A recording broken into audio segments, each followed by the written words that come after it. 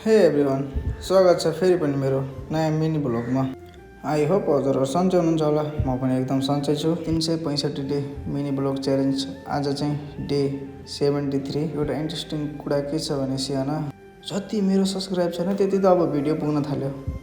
यस्तो नै हुन्छ र, माया देखाउनु पर्दैन र। आफै अचम्म लाग्छ हो, एउटा भिडियो त भाइरल जानुपर्छ। 73 भिडियो पोस्ट गर्न लागिसकेँ मैले, तर अहिलेसम्म माया पाएको छैन। अरूको के कुरा गर्नु, मेरै साथीले सब्सक्राइब गरेको छैन होला जहाँसम्म। अब मेरै साथीलाई मेरो भ्लग मन पर्दैन भनेपछि अरूलाई के खाक मन पर्थ्यो होला त। तर मैले हार खानेवाला छैन। 365 दिनसम्म मैले भिडियो पोस्ट गर्ने छु। अब कहिलेकाहीँ तलमाथि हुनसक्छ, के हुनसक्छ, त्यसैले भिडियो पोस्ट नहोला।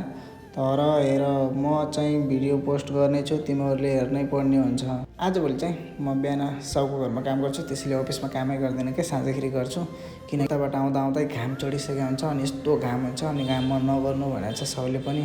अब साउले त्यति भनिसकेपछि आफू त त्यही हो, उस्तै त काम गर्ने मन लाग्दैन। झन् साउले भनेपछि के खाक काम गर्थ्यौँ त।